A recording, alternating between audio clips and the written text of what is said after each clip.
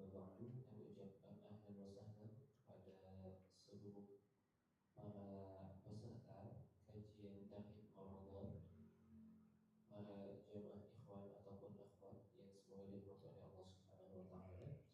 Alhamdulillah di hari ini sebagaimana yang direncanakan Allah mudahkan kita untuk melaksanakan kegiatan Tarhib Ramadan sebagai persiapan kita untuk memasuki bulan suci Ramadan insyaallah taala. Tanpa berlama-lama kami menghimbau seluruh jamaah untuk bisa menyimak kajian dengan baik. Kemudian nanti dari pihak PKM menyediakan kertas untuk bisa bertanya, kemudian dapat diserahkan kepada panitia. Akhir kata kami ucapkan barakallahu fikum pada Ustaz Harith bin Nawfal hafizahullah untuk datang kami bersama.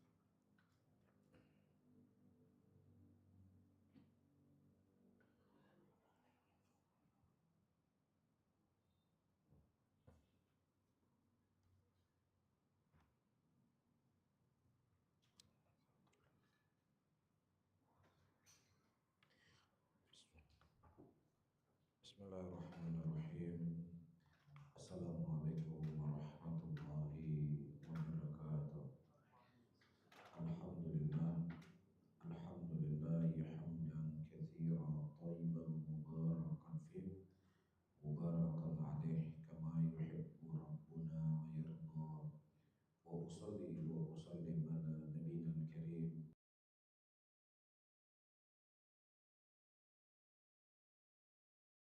biihsanin ila yaumiddin. Hadirin wal hadirat rahimani wa rahimakumullah. Kajian kita di duha hari ini insyaallah saya akan membahas terkait hukum seputar Ramadan, karena ini diantara persiapan yang paling harus kita persiapkan ya, agar kita tidak salah melangkah di bulan Ramadan ya, akhirnya pahala yang ingin kita cari justru ya dosa yang kita dapatkan. Saya sebutkan contoh di sebagian masyarakat ya, di bulan Ramadan kalau dia tidak makan sahur, ya berarti besok dia tidak berpuasa, dia makan dan minum. Ya karena apa? Kenapa nggak puasa? Nggak makan sahur katanya. Nah, ini adalah sebuah pandangan yang keliru. Pertama, sahur itu bukan syarat sahnya puasa. Ya, sahur bukan syarat sahnya puasa. Tapi sahur itu adalah penyempurna dari puasa bulan Ramadan yang hukumnya sunnah. Alal fard, kita katakan bahwasannya sahur itu merupakan kewajiban puasa. Kalau seandainya kita misalnya kita katakan sahur itu adalah kewajiban puasa, dan kemudian dia tidak makan sahur, bukan berarti dia bisa makan dan minum besok hari, nggak bisa. Tetap dia harus menahan makan dan minum dan apa saja membatalkan puasanya. Karena Allah menyebutkan dalam ayatnya, "Faman syahida minkumul syahra falyasum." Barang siapa yang seseorang menyaksikan masuknya bulan Ramadan, maka dia wajib untuk berpuasa. Kenapa? Karena orang-orang yang mereka dibolehkan, yang dibenarkan untuk berbuka puasa itu orang-orang yang khusus yang telah disebutkan dalam nas. Adapun orang yang mereka tidak makan sahur tidak termasuk dari orang-orang yang boleh untuk keluar daripada ayat faman syahida minkumul syahra falyasum. Ya, ini mungkin contoh simpelnya. Makanya tarhib yang perlu kita persiapkan adalah hukum-hukum terkait bulan Ramadan. Nah, kita masuk di awal pembahasan kita, as-siyam. Kita sering mendengar siam, puasa. Apa sebenarnya puasa itu secara bahasa? Puasa secara bahasa adalah al-imsak. Ya, imsak artinya menahan diri. Apakah menahan diri untuk berbicara, apakah menahan diri untuk makan, apakah menahan diri untuk minum. Itu namanya apa? Al-imsak. Tapi makanya Allah Subhanahu wa taala menyebutkan di dalam surat Maryam ayat ke-26, di mana Maryam alaihissalam berkata, "Inni nadartu lirrahmani sauma falan ukallima al-yawma insiya. Saya ulangi, inni nadartu lirrahmani sauma falan ukallima al-yawma insiya. Hari ini Maryam alaihissalam berkata, ya Allah hikayatkan, aku hari ini bernadar kepada Rabbku untuk apa? Berpuasa. Kenapa bentuk puasanya? Falan ukallima al-yawma insiya. Aku tidak akan berbicara dengan siapapun hari ini. Ya, nah apa yang puasa yang dilakukan oleh Maryam? Yaitu imsak anil kalam. Ya, menahan diri dari berbicara. Itu secara definisi bahasa ya, jangan salah pahami. Oh berarti Pak Ustadz kalau puasa nggak boleh bicara ya? Saya mendefinisikan itu secara bahasa.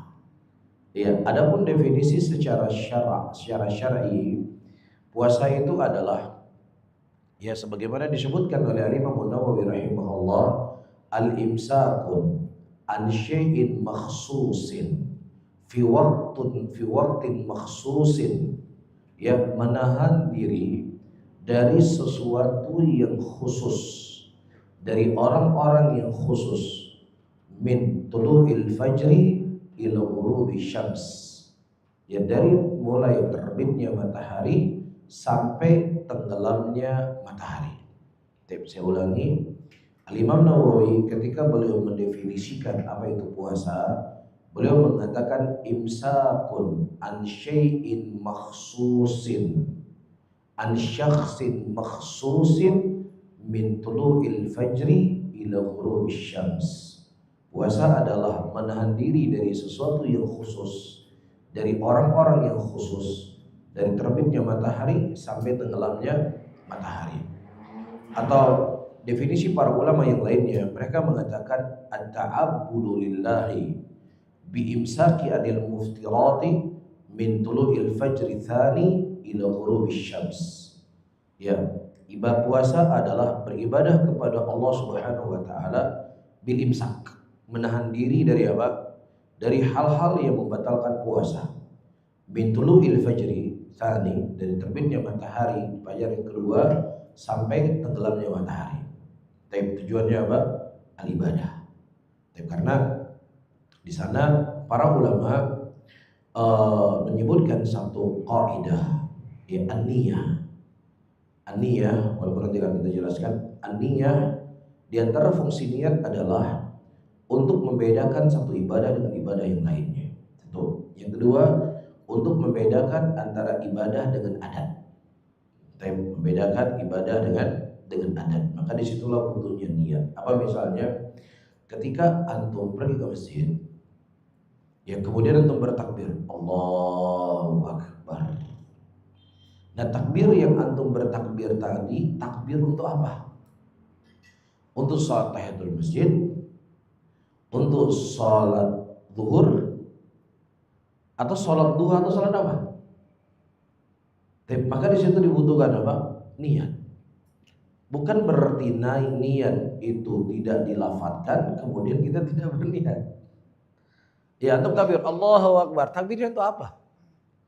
Nah kalau antum takbirnya nggak jelas untuk apa, nggak sah sholatnya. Saya sebutkan contoh seperti ini. Kita sedikit pembahasannya.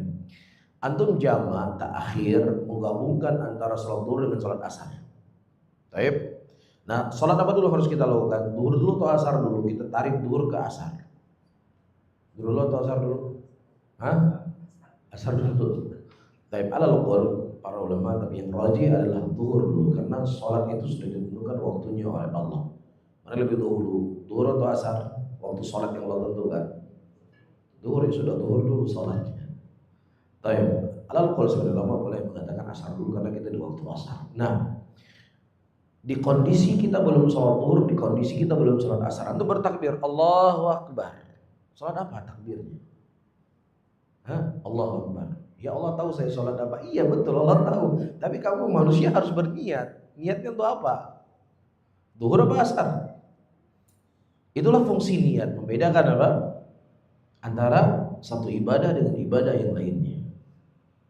Baik. Dan yang kedua, fungsi niat itu adalah untuk membedakan adat dengan ibadah. Antum junub, kemudian antum mandi di laut 10 jam. Terlalu lama 10 jam ya, 3 jam. Tapi junub tadi, kemudian berenang 3 jam, kemudian selesai berenang, apakah junubnya antum sudah selesai? Tergantung antum niat atau tidak tadi. Kalau antum tidak niat untuk mengangkat hadasnya antum, walaupun mandi di laut 5 jam, tetap tidak akan menghilangkan hadas. Tapi kalau antum mandi di toilet cuma hanya beberapa cidukan air, ya tetapi membasahi seluruh tubuhnya antum dan antum berniat, maka terangkatlah hadas tadi. Faham? Jadi tidak lihat berapa jumlah air yang kita gunakan untuk membersih badan kita, tetapi apa? Ada nggak niat yang untuk membedakan antara adat dengan ibadah. Makanya di sini disebutkan at-ta'abbud lillah. Sebuah ibadah puasa yang akan memberikan manfaat kepada seseorang ketika dia gunakan untuk apa dia lakukan untuk beribadah kepada Allah Subhanahu wa taala. Nah, kemudian ada baiknya untuk kita mengetahui sedikit tentang sejarah pensyariatan puasa.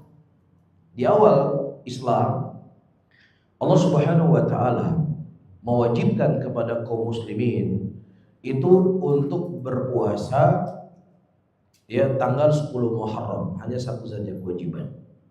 Di awal Islam, puasanya tanggal 10 Muharram saja. Baik.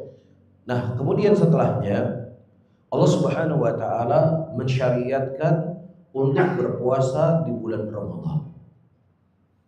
Tetapi masih boleh memilih untuk berpuasa atau memilih untuk membayar kafarah.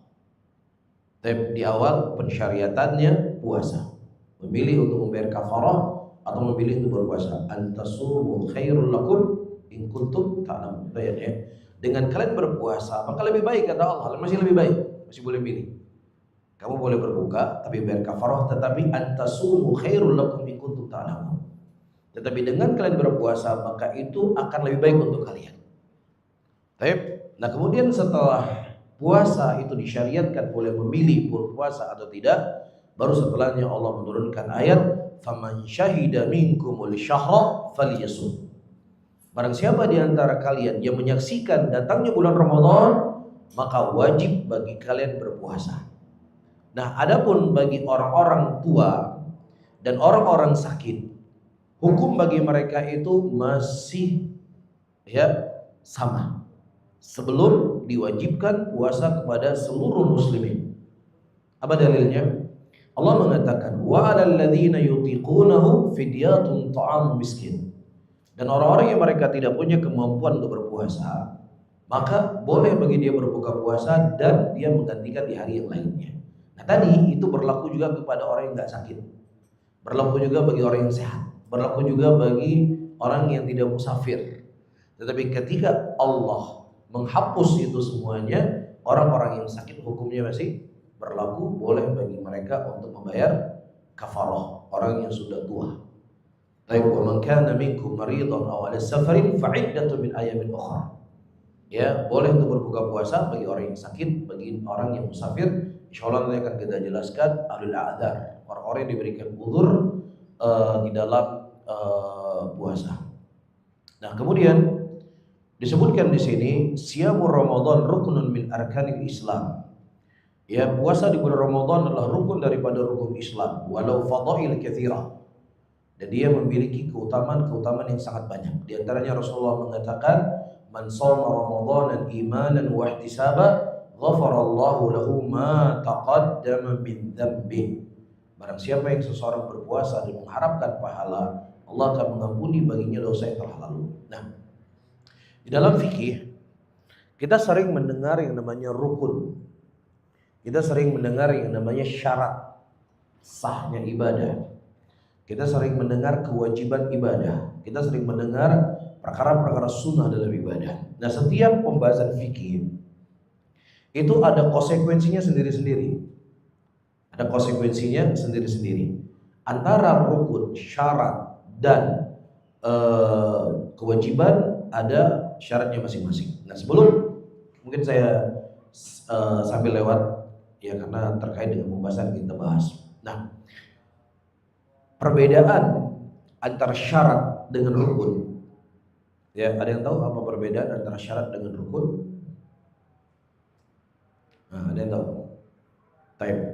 Syarat itu sebuah keharusan yang harus dilakukan oleh seseorang yang dia keterkaitannya di luar ibadah, di luar dari ibadah itu sendiri. Adapun rukun adalah sebuah keharusan yang harus didatangkan yang dia itu berada di dalam ibadah itu sendiri. Tapi syarat di luar ibadah, rukun di dalam ibadah.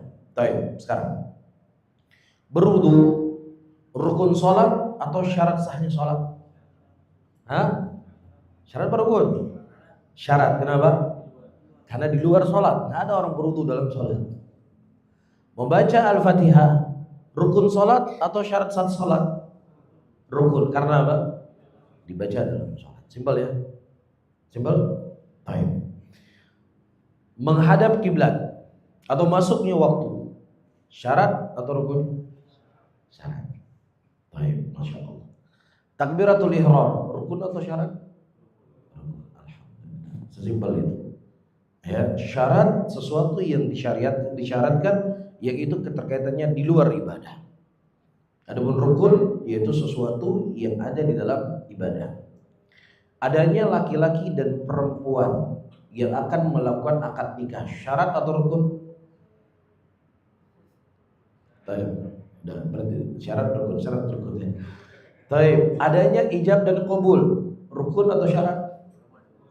Berarti adanya laki-laki dan perempuan akan dinikahkan, syarat atau rukun? Hah? Syarat atau rukun? Itu syarat. Taib, karena kan belum akan nikah, saya nikahkan. Nah, itu dalam rukun. Taib. Nah, puasa itu merupakan rukun daripada rukun Islam yang memiliki keutamaan yang sangat banyak. Nah, puasa Ramadan itu hukumnya wajibun bi ijma'il muslimin. Puasa itu merupakan kewajiban yang disepakati oleh seluruh ulama. Allah mengatakan dalam ayatnya, ya ayyuhalladzina amanu kutiba alaikumusiyam kama kutiba alal ladzina min qablikum la'allakum tattaqun. Hai orang beriman, diwajibkan kepada kalian berpuasa sebagaimana diwajibkan kepada orang-orang sebelum kalian.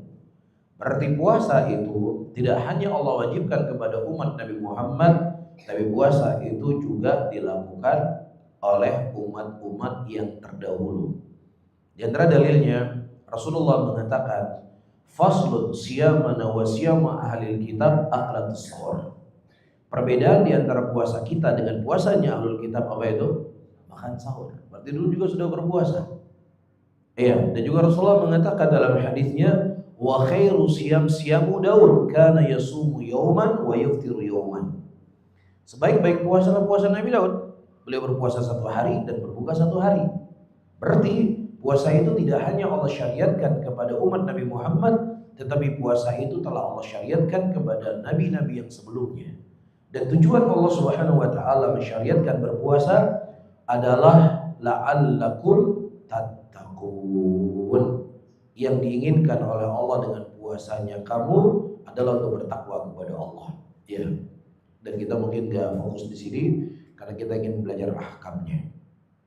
Tapi kemudian syurutu wujubi siyami Ramadan. Ya, syarat-syarat wajibnya berpuasa di bulan Ramadan. Yang pertama al-Islam.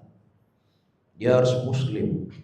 Fala yasihu min kafirin. Maka tidak sah bagi orang kafir berpuasa. Yang kedua al-bulugh. Orang yang sudah balik. Ya, fala yajibu ala saghir. Maka tidak sah, tidak wajib anak kecil berpuasa. Bahasanya tidak wajib, bukan tidak sah, tidak wajib. Ya, tetapi ketika tidak wajib dididik anak-anak agar dibiasakan dengan puasa. Nah, yang ketiga adalah al-aqlu, akal, orang berakal. Dan tidak wajib bagi orang yang sudah tua berpuasa. Di sini penting. Ayyuhal ikhwah rahimani wa rahimakumullah wal ikhwan. Antum punya nenek atau kakek atau orang tua yang sudah pikun. Yang sudah apa? Sudah pikun. Yang pikunnya itu misalnya sudah 90%. Taib. Nah, ilahnya pikun itu apa? Hilangnya akal kan. Taib. Nah, ketika antum punya orang tua atau nenek atau kakek, dia sudah pikun 90%, dia tidak tahu apa lagi dia ucapkan, dia sudah nggak ingat sama sekali. Taib. Nah, dia ketika tidak berpuasa membayar kafarah atau membayar puasa? Hah? Bayar kafarah? Hah? Bayar kafarah atau mana? Puasa atau bayar kafarah? Allah menyebutkan dalam ayatnya, walil ladzina yutiqunahu fidyatun ta'am miskin. Orang-orang yang Ibnu Abbas menafsirkan ayat ini, orang-orang yang sudah tua renta dari nenek-nenek dan kakek-kakek. Dan dikiaskan juga dalam ayat ini masuk di dalamnya orang yang masih muda, akan tetapi dia sakitnya sudah tidak mungkin dianggap sembuh. Ya, sakit yang sudah nggak mungkin sembuh ini penyakitnya. Dan dia tidak mampu untuk berpuasa. Apa kata Allah? Walal ladzina yutiqunahu fidyatun ta'am miskin. Maka hendaknya dia membayar makanan sebagai fidyah satu hari satu orang miskin. Nah, sekarang orang tua yang sudah pikun, yang pikunnya memang dia tidak tahu lagi kondisinya, dia dibayar fidyah. Kalau puasa udah nggak jelas ya, udah nggak puasa. Membayar fidyah atau tidak bayar fidyah? Bayar fidyah atau tidak bayar fidyah? Dia sudah hilang akalnya, tidak bayar fidyah. Kenapa? Karena puasa itu diwajibkan bagi orang-orang yang berakal. Nah, demikian juga fidyah yang dibayar itu juga orang yang tua renta, yang dia masih punya akal tapi fisiknya sudah lemah. Karena itu syarat harus berakal. Ya, jadi mau dia gila, mau dia pikun, karena ghayah ilahnya orang pikun itu apa? Dhahabul aql, hilangnya akal dari dia. Bisa dipahami di sini? Taib. Kemudian syarat yang keempat, al-qudrah alaih. Orang yang mampu untuk berpuasa. Fala yajibu 'alal 'ajiz anhu likibirin aw maradin la yurja zawaluh. Adapun qudrah, dan tidak wajib bagi orang yang lemah, apakah karena tuanya atau karena sakitnya, yang sakitnya itu sudah tidak bisa dianggap sembuh, ya, walakin yajibu 'alaihi it'am, tapi dia harus membayar makan, membayar fidyah, memberi makanan kepada satu orang miskin satu hari. Kemudian di sini disebutkan hukmu tarkis siyam Ramadan bighairi udhrin. Apa hukumnya seseorang meninggalkan puasa di bulan Ramadan tanpa ada uzur? Tarkus siyam Ramadan kullihi aw ba'dihi bighairi udhrin muharramun wa min kabairid dzunub. Ya, seseorang meninggalkan puasa di bulan Ramadan seluruhnya atau sebagiannya tanpa ada uzur, maka ini hukumnya muharram dan dia termasuk daripada dosa-dosa besar. Termasuk dari dosa-dosa besar. Baik.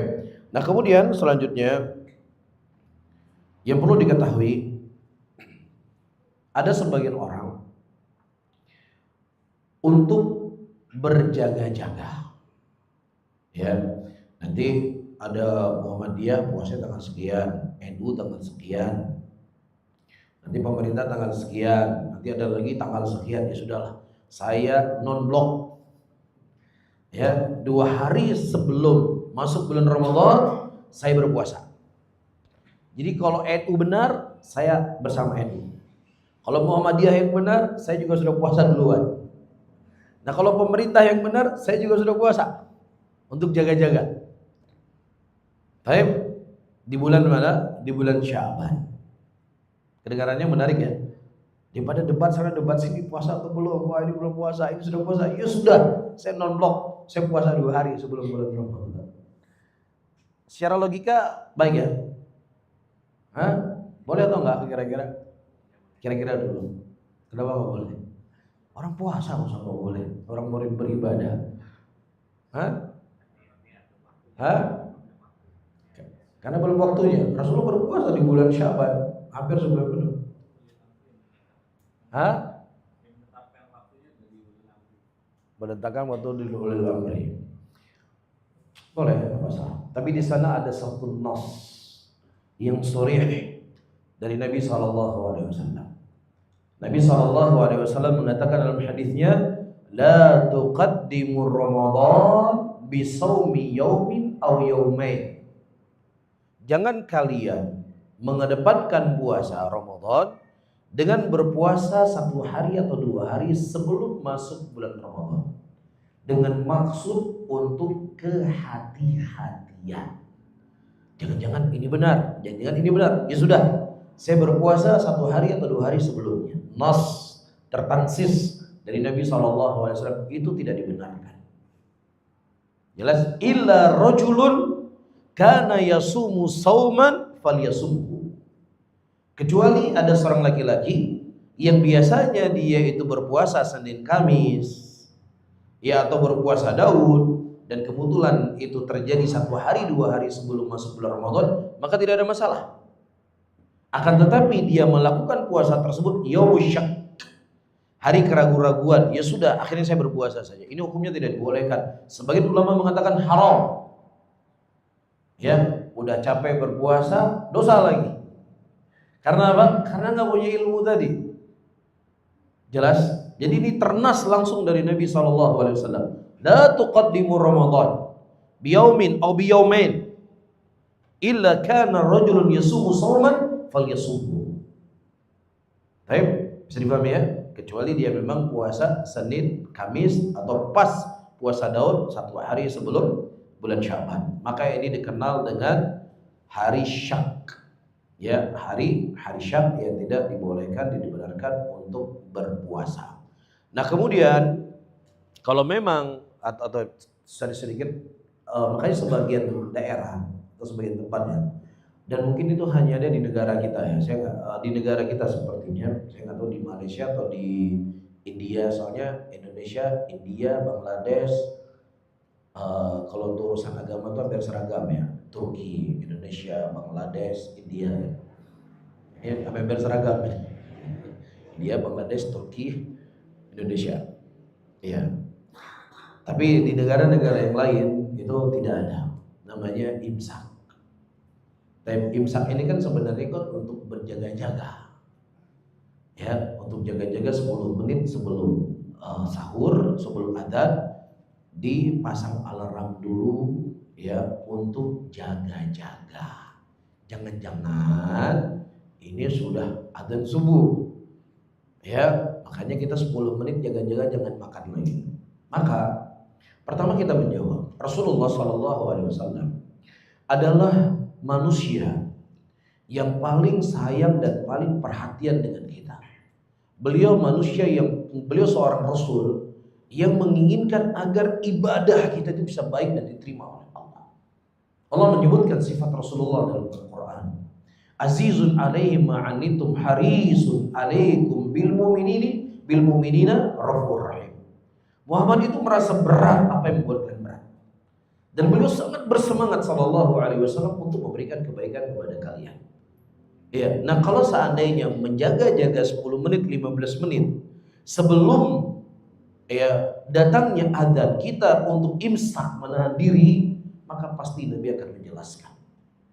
Tapi justru sebaliknya, kita mendapatkan hadis dari Nabi SAW untuk kita beramal dengan keyakinan. Rasulullah mengatakan, Inna Bilala yu'adzinu bil-lail, kulu washrabu hatta yu'adzina Abdullah ibnu Umi Maktum. Rasulullah mengatakan, Bilal itu mengumandangkan azan di malam hari, maksudnya di azan pertama. Maka makan dan minumlah kalian sampai Abdullah ibnu Umi Maktum mengumandangkan azan. Jadi batas akhir seseorang itu tidak boleh makan Allah, bukan selesai azan ya. Kan antara Allah Akbar, asyhadu an la ilaha illallah, asyhadu an la ilaha illallah, sampai selesai berapa menit itu? Ya, jadi hatta itu adalah awal azan, bukan selesai azan. Bisa dipahami ya? Kan ini ada dua kemungkinan kan. kemungkinan pas lafaz Allahu Akbar atau lafaz akhirnya adzan. Mana yang dipakai? Ini atau yang akhir? Apalagi muadzinnya kan kadang-kadang adzannya bisa panjang, bisa 5 menit, masih bisa makan lagi 5 menit. Tidak. Hatta di sini artinya adalah awal daripada adzan itu stop, berhenti. Paham di sini? Nah, kalau seandainya untuk jaga-jaga itu hal yang baik, Nabi akan mengajarkan kita untuk jaga-jaga. Nah, masuk dalam bab orang-orang menjaga-jaga yaum syak, dia berpuasa di bulan Sya'ban. Makanya Nabi kita sallallahu alaihi salatu wasallam menentukan masuknya bulan Ramadan itu dengan 2 thariqah. Yang pertama dengan melihat hilal, yang kedua menyempurnakan Sya'ban menjadi berapa hari? 30 hari. Baik. Rasulullah sallallahu alaihi wasallam menyebutkan di dalam hadisnya penentuan bulan Ramadan dengan cara melihat hilal, idza ra'aitumu fasumu wa idza ra'aitumuhu fa'aftiru. Apabila kalian sudah melihat hilal, maka berpuasalah. Dan kalau seandainya kalian sudah melihat hilal, maka berlebaranlah.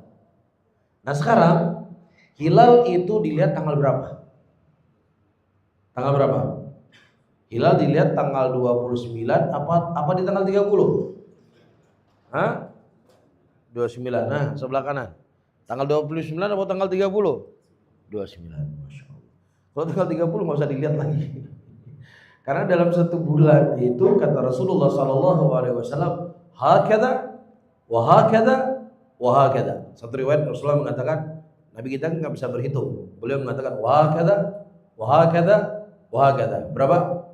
30. Kemudian dalam riwayat lain Rasulullah mengatakan wa hakada. Hakada berapa? Ulang dari 0. Hakada berapa? Wa hakada berapa? Wa hakada. 29. Jadi Rasulullah sallallahu alaihi wasallam menentukan dalam 1 bulan itu kalau tidak 29 hari maka 30 hari. Baik. Nah, ketika hari dalam Islam itu 29 hari atau 30 hari, maka hilal itu dilihat tanggal 29. Jangan dilihat tanggal 31, 30, nggak perlu dilihat lagi tanggal 30 karena besoknya sudah pasti ganti bulan. Karena dalam Islam nggak ada hari 31. Nah, ketika di tanggal 29, hilal itu terlihat, maka apa? Besoknya 1 Ramadan. Baik. Kalau di tanggal 29 hilal tidak terlihat, tidak nampak, atau ada mendung, awan atau lain sebagainya yang kemudian hilal itu tidak terlihat, maka Rasulullah SAW memerintahkan untuk menyempurnakan Sya'ban menjadi berapa hari? Menjadi 30 hari. Baik, menyempurnakan Sya'ban menjadi 30 hari. Nah, kemudian para ulama berselisih pendapat.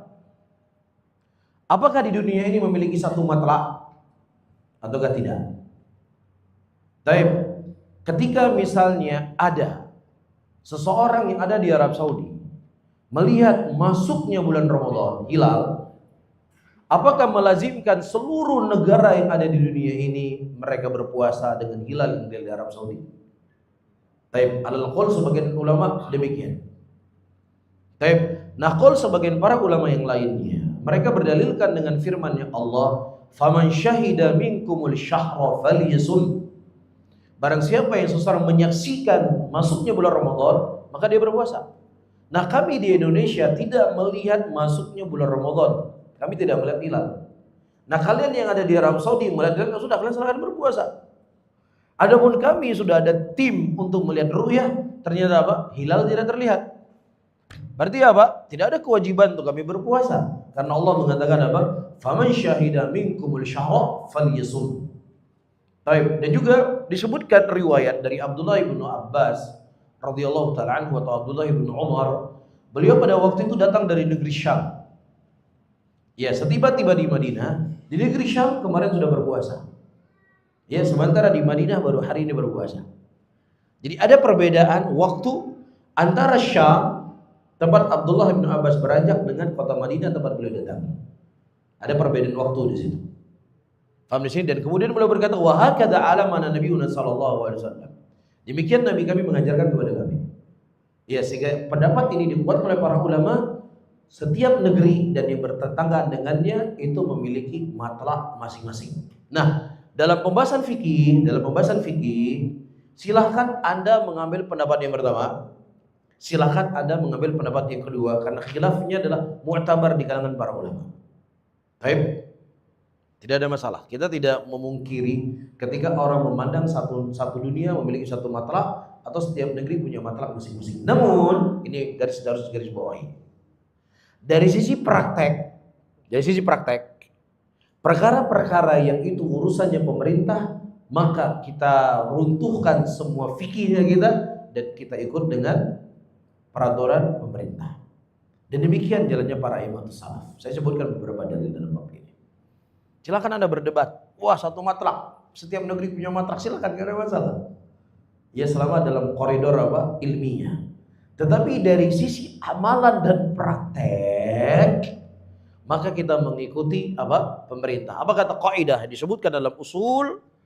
Ya, idza hasal khilaf, ketika terjadi khilaf, maka yarfa'ul khilaf ilal hukam, ilal qadhi, ilal hakim. Diangkat khilaf itu kepada hakim dan kemudian hakim menentukan, maka selesailah khilaf. Saya sebutkan beberapa dalil. Pertama, keumuman hadis Rasulullah sallallahu alaihi wasallam, sumu bisaumin nas. Kata Rasulullah, berpuasalah kalian sebagaimana puasanya manusia. Puasanya manusia di sini maksudnya adalah berpuasa dengan keumuman muslimin. Dan itu tidak akan mungkin kecuali dikomandoi oleh seorang pemimpin dalam sebuah negeri. Satu.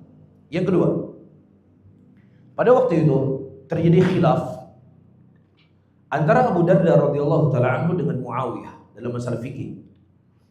Abu Darda punya pemahaman fikih yang berbeda dengan Muawiyah sebagai gubernur pada waktu itu.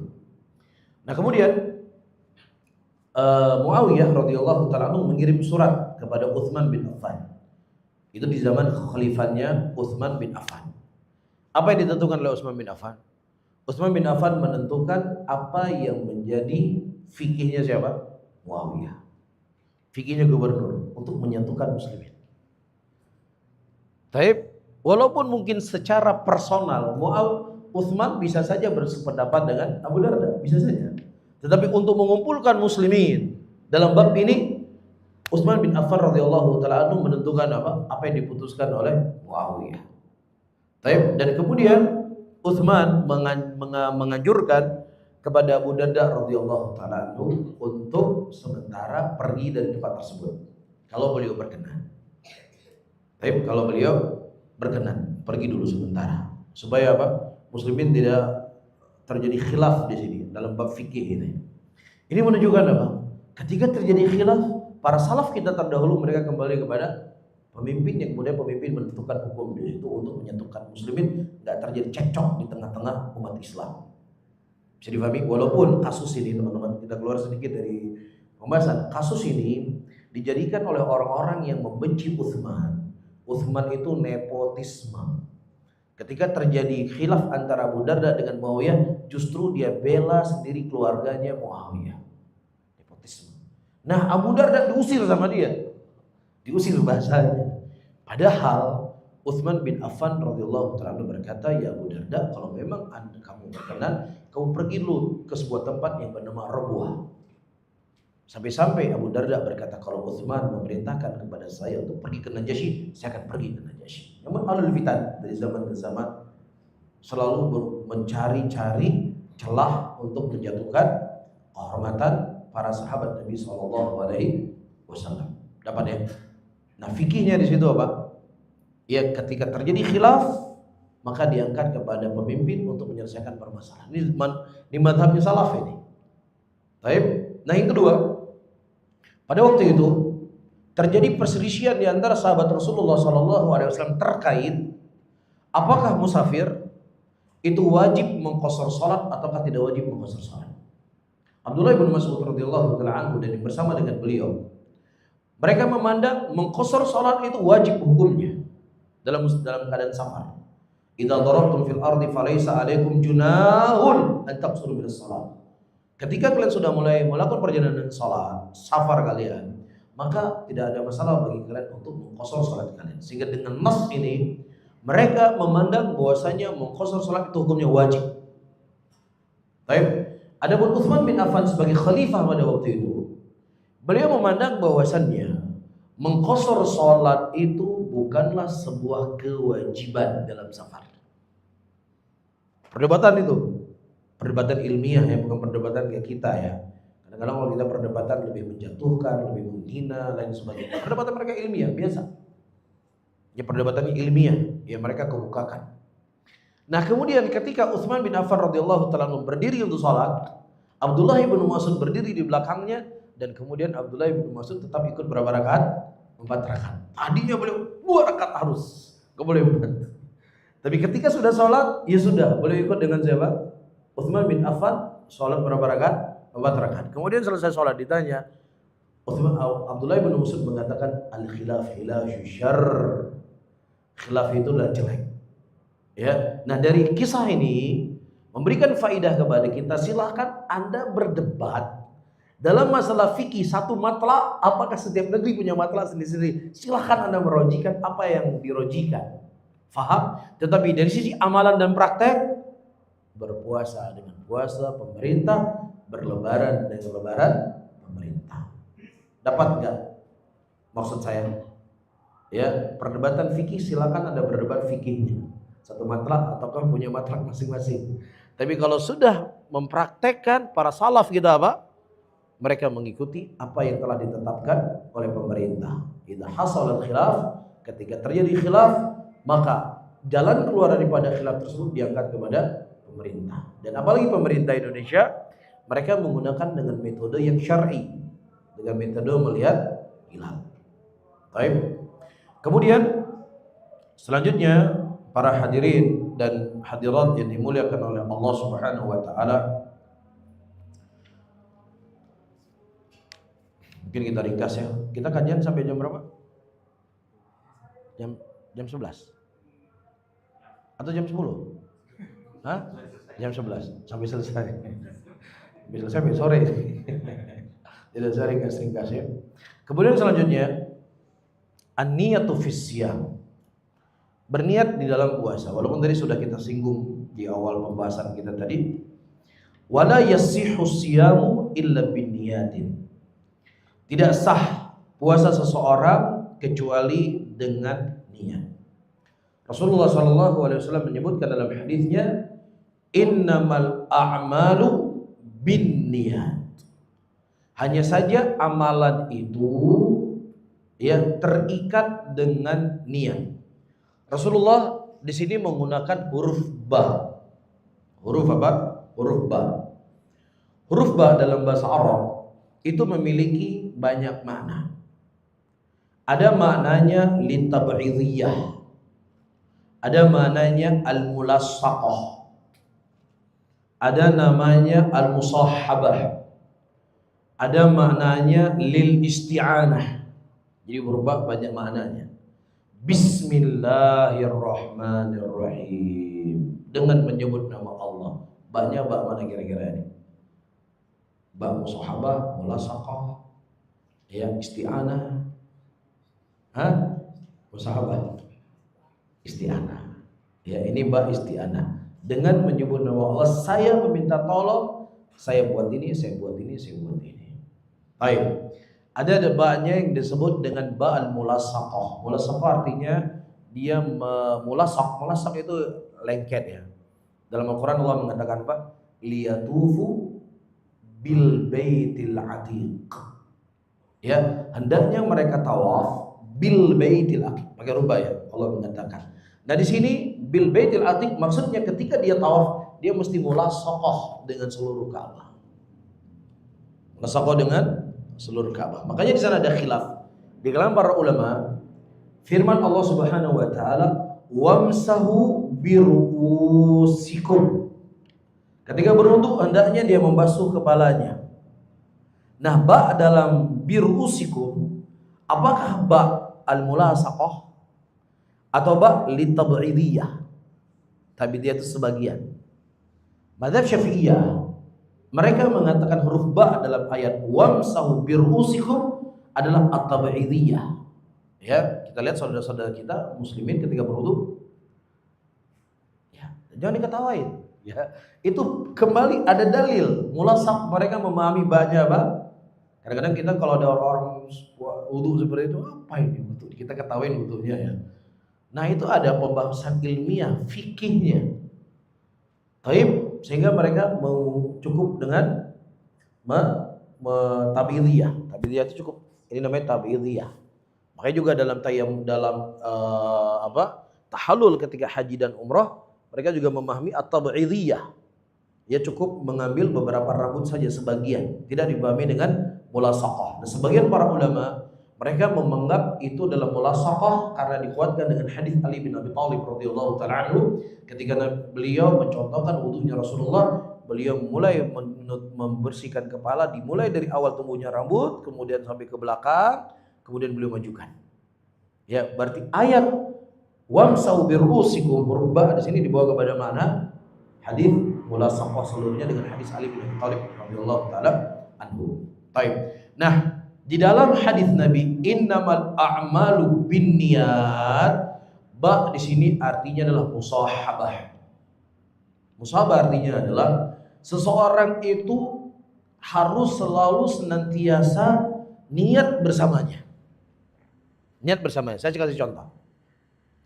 Antum berangkat dari rumah mau pergi ke Masjid Al-Azim untuk sholat duhur. Baik, sudah pasang niat kan?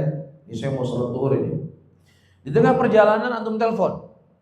Kebetulan pembahasannya itu penting, ngomong. Ya. Kemudian saat itu sampai ke saf, imam sudah sholat. Allahu Akbar. Baik, terputus enggak niatnya dari dia? Dia sudah ngobrol tadi. Terputus enggak? Terputus. Pastikan pikiran dia sudah dengan apa yang dia omongkan. Maka ketika dia salat Allahu Akbar, kamu hadirkan niat enggak di situ?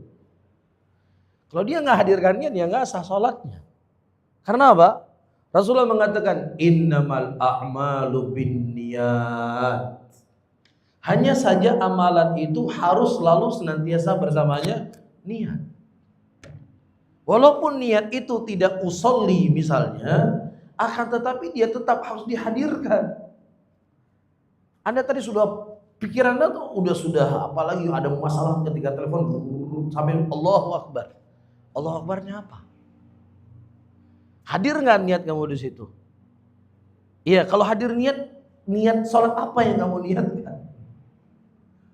Ya, jadi bukan berarti niat nggak dilafatkan, nggak dihadirkan. Rasulullah mengatakan innamal a'malu binniyat, kata Rasulullah.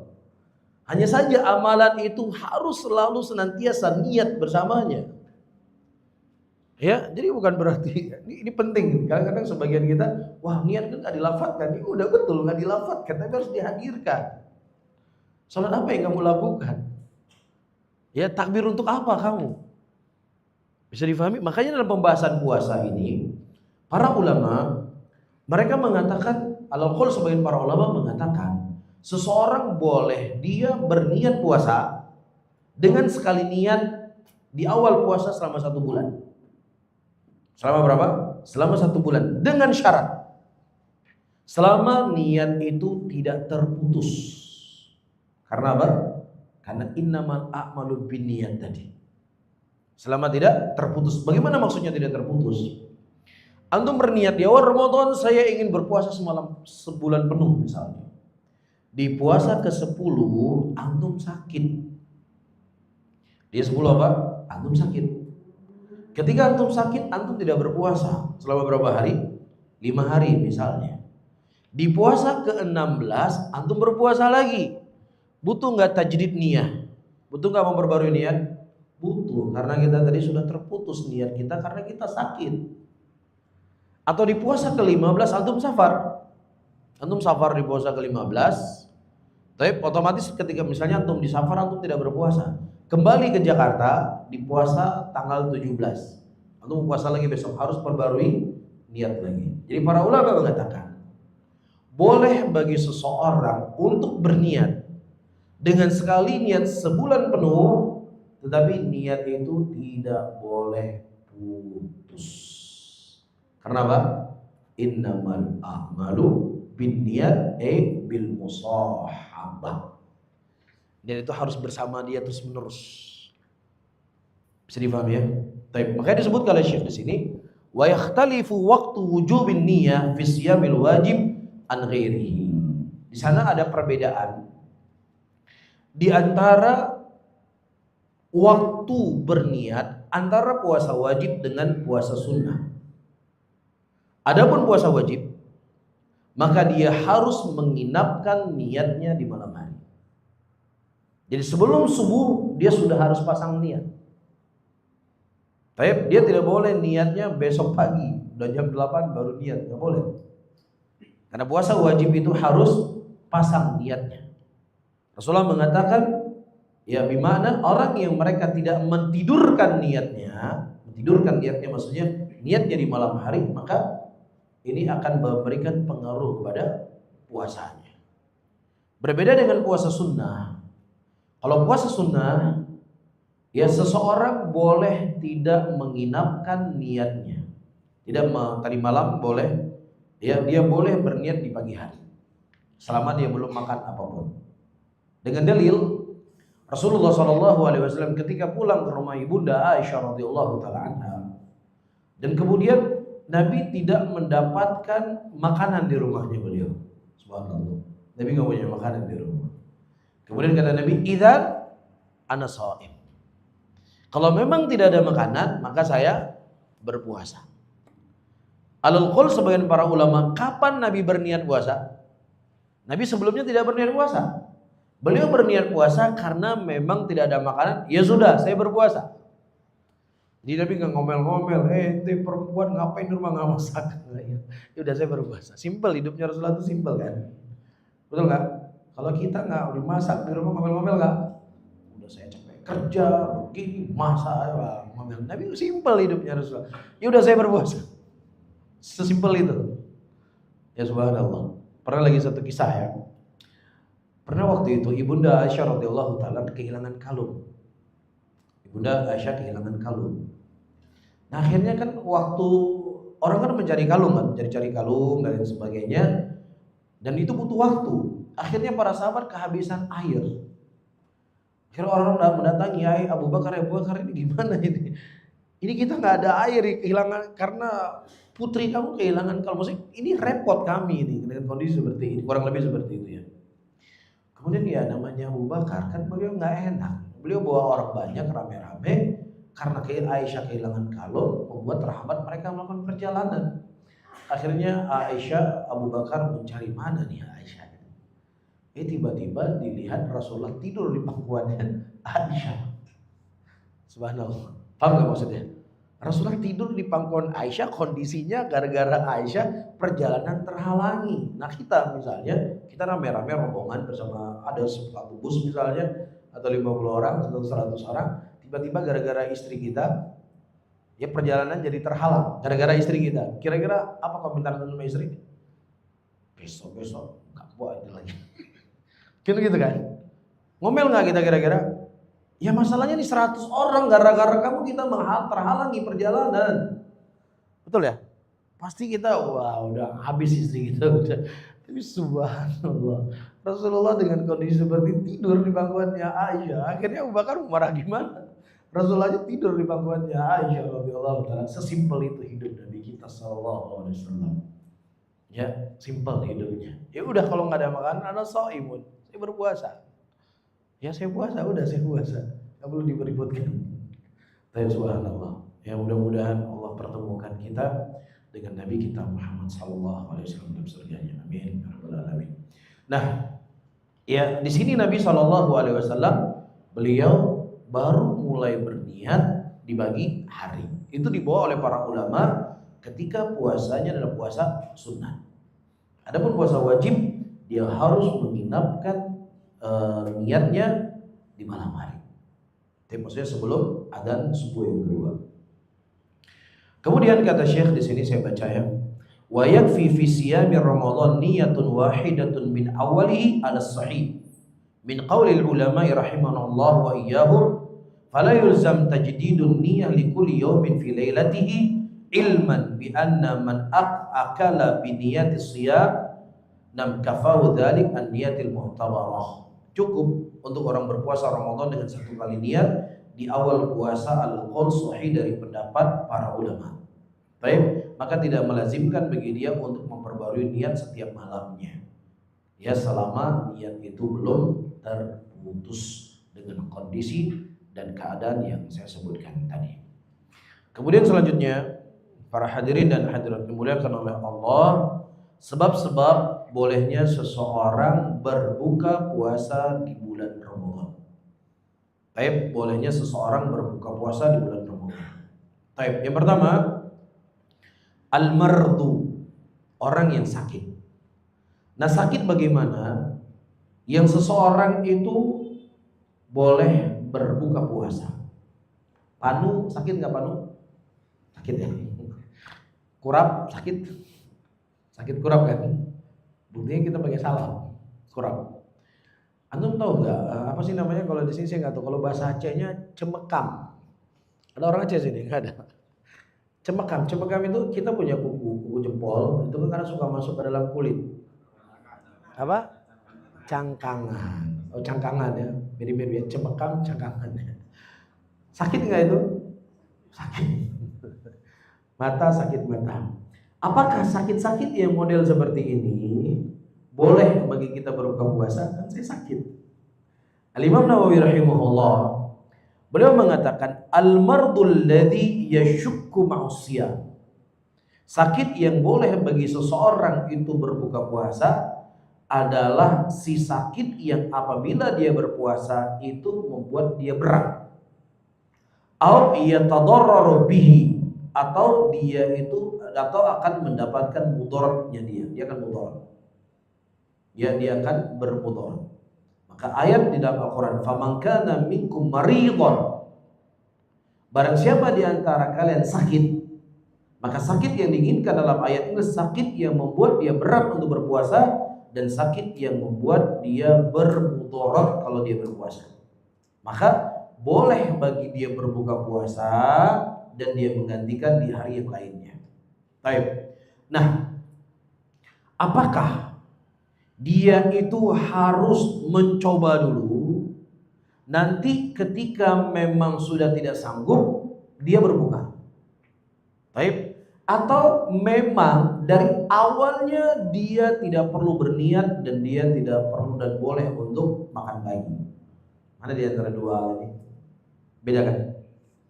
Udah ente coba dulu, berarti ente wajib untuk berniat.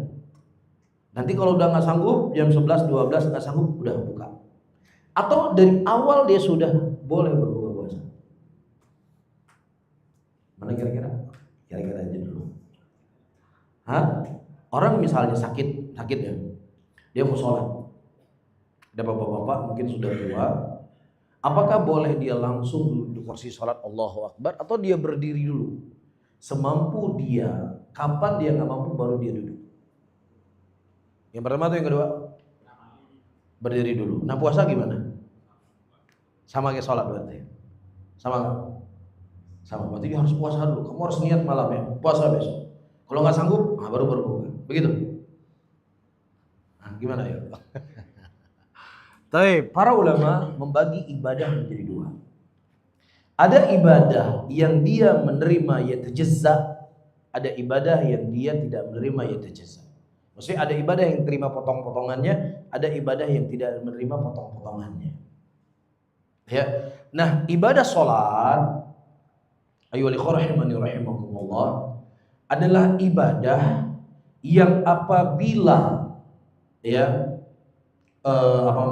apabila dia tidak mampu untuk melakukan sebuah ibadah, ya, maka boleh dia turun ke level selanjutnya. Apa kata Rasulullah? Kalau seandainya seseorang tidak mampu berdiri, dia duduk. Tidak mampu duduk, maka dia apa? Dia berbaring. Baik. Ini konteksnya adalah sholat.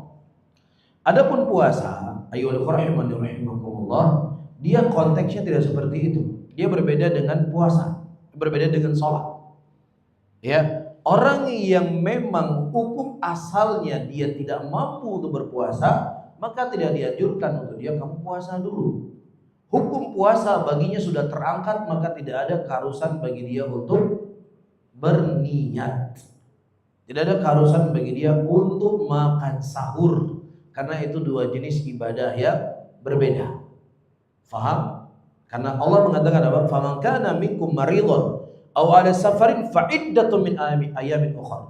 Barang siapa yang seorang sakit ataukah dalam keadaan safar, maka boleh bagi dia berbuka puasa dan menggantikan di hari yang lainnya. Tapi konteks salat, kalau seandainya dia sakit tetap disuruh salat atau tidak? Tetap disuruh salat, tapi bagaimana dia bisa salat? Kalau puasa udah langsung diizinkan untuk berbuka. Bisa dipahami? Makanya dengan pembagian ini para ulama mereka mengkiaskan dengan beberapa ibadah. Contohnya wudu. Wudu itu dikiaskan ke sholat atau dikiaskan ke puasa. Kalau wudu itu dikiaskan ke sholat, ada orang yang dia misalnya dia diperban tangannya, tangan kanan diperban, kaki kiri diperban.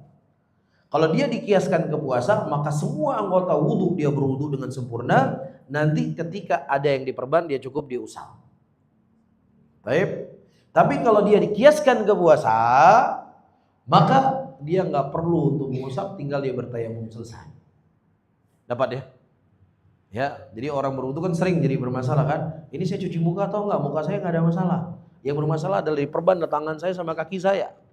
Nah di sini wudu ulama sebagian mengatakan dia sama seperti sholat, ada sebagian ulama mengatakan dia sama seperti berpuasa. Kalau dia sama seperti berpuasa, maka dia cukup bertayamum karena dia memang nggak bisa berwudu dengan sempurna. Tapi kalau dia disamakan dengan sholat, maka apa yang bisa kamu cuci, apa yang bisa kamu usap, yaudah kamu usap. Baik. Jadi ini dibahas oleh para ulama. Baik. Nah kemudian ayyuhal hadirun wal hadirat yang dimuliakan oleh Allah, di sini disebutkan walil marid thalathatu ahwal. Bagi orang yang sakit itu ada 3 kondisi. Idza kana al maridu yatadarraru bisyam la yurja shifa'uhu min hadzal marad fayuftir wa yajibu alaihi nam ayut'ima miskina an kulli yaumin min ramadan. Ada orang yang sakit, yang sakitnya itu membuat dia mudarat dengan puasanya, dan sakitnya itu sudah tidak bisa dianggap sembuh secara ilmu medis. Ya, adapun kita berbicara kudrahnya Allah bisa menyembuhkan apapun penyakit. Tapi kita berbicara hukum dunia yang pihak medis mengatakan ini sudah nggak mungkin sembuh. Sakit apa misalnya? Orang yang cuci darah, ya, gagal ginjal itu sembuh, bisa sembuh nggak kira-kira? Cara medis yang kita bicara ya. Kita nggak bicara kekuatan Allah di situ. Bisa sembuh. Orang cuci darah kan harus terus-menerus cuci darah kan, betul nggak? Nah kondisi seperti ini ya sudah, dia masih muda, masih 30 tahun, tapi penyakitnya itu dianggap oleh para dokter ini sudah tidak mungkin dianggap sembuh, dan dia mudarat kalau berpuasa, maka dia wajib berbuka puasa. Wajib hukumnya berbuka puasa. Ya, fayuftir alaihi wa yajibu alaihi. Wajib dia berbuka puasa karena ini memudaratkan dirinya, dan dia tidak perlu untuk membayar puasa karena memang gak sembuh lagi penyakitnya. Maka cukup bagi dia apa? Membayar makan untuk satu hari satu makan, bukan 3 kali makan. Subhanallah ya. Ringan sekali Allah berikan. 1 hari makan. Makanan atau beli nasi box. Misalnya berapa hari? 30 hari ya sudah, bisa antum berikan kepada orang miskin setiap hari satu, atau bisa antum langsung berikan dalam 1 hari 30 orang. Ya, ini dilebihkan nggak ada masalah kalau ini dilebihkan di sini. Tetapi itu bentuknya berapa hari kita meninggalkan puasa. Tapi keadaan yang kedua, idza kana al-maridu yatadarraru bis-siyam wa la yurja shifa'uhu min hadzal marad. Baik. Lakinnahu yastati siyam ba'dil ayyam duna ba'din. Wa yastati qada fa yuftiru al-ayyam allati yujazu an siyamiha aw yashqu alaihi. Baik. Ada orang yang sakit yang itu memberikan mudarat untuknya, dan dia tidak bisa diharapkan untuk sembuh. Akan tetapi bersamaan dengan itu dia mampu untuk berpuasa di sebagian hari. Jadi kayaknya hari ke-10 ini saya insyaallah kuat untuk berpuasa. Ya sudah, dia berpuasa. Dia berpuasa karena Ilahnya apa di sini? Ilahnya adalah tidak mampu. Kita ketahui bahwasanya kaidah dalam usul fikih, al-hukmu yaduru bil ilah wujudan wa adaman. Hukum itu berputar pada ilah. Kapan ada ilah di situ ada hukum, kapan tidak ada ilah maka hilanglah hukum di situ. Nah, ilahnya orang-orang yang sakit boleh untuk tidak berpuasa adalah apa? Ketidakmampuan dan memberikan mudarat kepadanya. Nah, kalau seandainya walaupun dia sakit namun dia masih kuat untuk berpuasa, maka tetap dia harus berpuasa. Ya, dan dia menggantikan apa yang dia tinggalkan dari puasa tersebut ketika memang kondisinya itu mampu. Nah, adapun orang yang sakitnya itu juga memberikan mudarat untuk dirinya, tetapi penyakitnya itu masih dianggap bisa sembuh. Masih bisa sembuh. Maka kondisi seperti ini dia tidak boleh memberikan makanan, tetapi dia harus membayar puasa. Faman kana minkum maridun aw 'ala safarin fa iddatun min ayyamin ukhra, kata Allah. Barang siapa yang seseorang sakit atau dalam keadaan safar, boleh bagi dia berbuka puasa dan dia menggantikan di hari yang lainnya. Jadi sakit yang masih dianggap sembuh, maka dia harus membayar puasa di hari yang lainnya. Kemudian selanjutnya, para hadirin dan hadirat yang dimuliakan oleh Allah, di antara jenis manusia yang mereka itu dibolehkan untuk berbuka puasa adalah orang tua, orang-orang yang tidak mampu untuk berpuasa.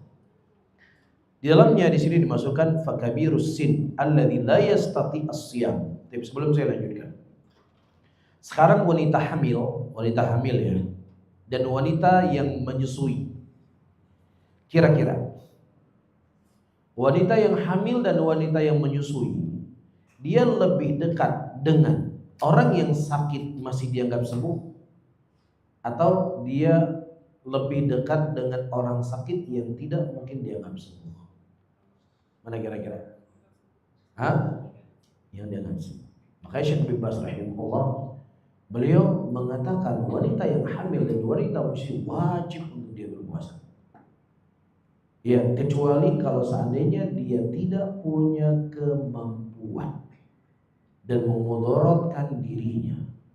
Ada wanita-wanita walaupun hamil kadang bisa main bola, ibaratnya tenaganya dia. Dia bisa naik tangga, turun tangga berkali-kali, kuat dia. Makanya jangan sampai nanti, aduh saya ini kan hamil, padahal yang lainnya sanggup. Makanya Syekh bin Baz mengatakan wanita hamil tetap dia berpuasa. Wanita menyusui tetap dia berpuasa.